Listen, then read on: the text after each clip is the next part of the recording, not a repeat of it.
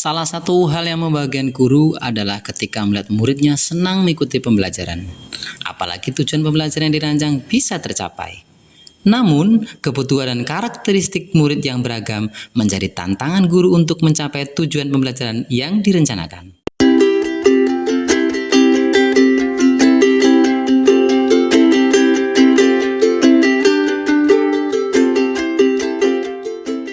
Pada kesempatan kali ini saya akan berbagi praktik baik pembelajaran yang telah saya lakukan di kelas 6 di UPT SD Negeri 3 Tritunggal Mulia. Setelah melaksanakan kegiatan pendahuluan, saya menyampaikan tujuan pembelajaran.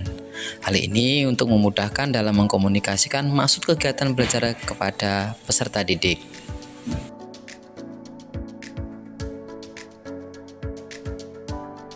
Selanjutnya saya mengajukan beberapa pertanyaan pemantik kepada mereka untuk merangsang minat dalam pembelajaran.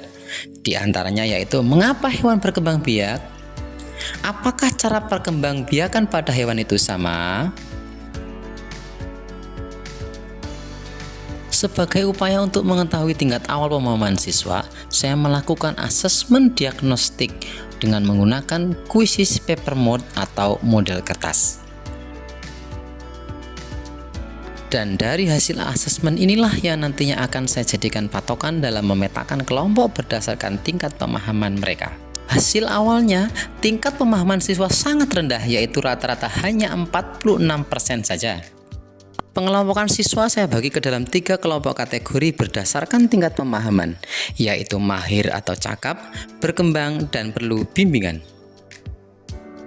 Langkah selanjutnya saya bagikan kepada mereka lembar kerja yang nantinya untuk mereka diskusikan dalam kelompok menurut kategori pemahamannya. Di kelompok yang tergolong kategori cakap atau mahir, mereka sudah bisa memecahkan masalah dalam diskusi secara mandiri. Pada kelompok kategori berkembang, akan ada siswa yang bertugas sebagai narasumber atau tutor sebaya yang nantinya akan memandu rekan lain dalam berdiskusi.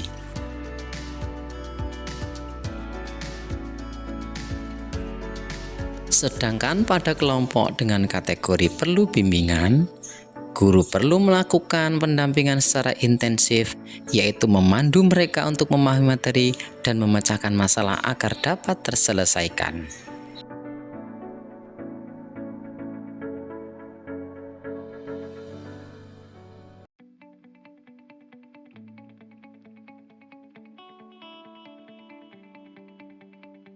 Untuk memahami materi yang saya ajarkan, saya sudah menyiapkan LMS berupa Google Site yang berisi kumpulan materi untuk memudahkan mereka dalam belajar yang dapat mereka akses secara daring.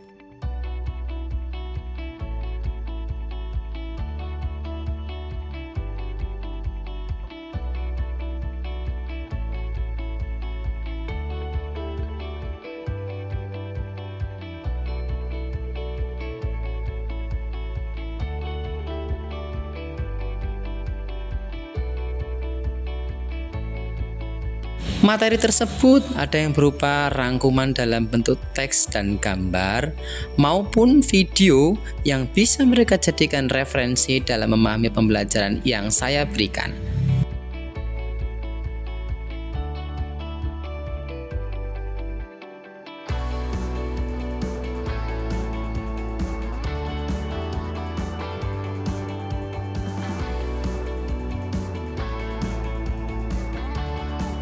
Pada tahap selanjutnya, masing-masing kelompok melakukan presentasi berdasarkan hasil diskusinya yang sudah mereka tuliskan pada lembar kerja, yaitu mengelompokkan hewan pada tabel berdasarkan cara perkembangbiakannya disertai dengan ciri-cirinya. Tak lupa, di akhir pembelajaran saya melakukan kegiatan asesmen untuk mengukur tingkat pemahaman materi yang telah mereka pelajari. Di hasil asesmen akhir tersebut, hasilnya luar biasa, sangat memuaskan. Tingkat pemahaman mereka kini menjadi meningkat, yaitu dalam rata-rata kelas sebesar 97%. Diketahui bersama, di awal pembelajaran, tingkat pemahaman siswa hanya 46% saja. Sebagai tahapan terakhir, saya melakukan refleksi disertai dengan umpan balik bersama siswa untuk menguatkan materi yang sudah dipelajari. Memfasilitasi pembelajaran yang sesuai dengan kebutuhan dan tahapan perkembangan murid merupakan salah satu hal yang perlu diperhatikan oleh seorang guru. Dengan pembelajaran terdiferensiasi, guru dapat menerapkan strategi yang tepat sesuai dengan hasil pemetaan, kebutuhan, ataupun kesiapan murid dalam belajar.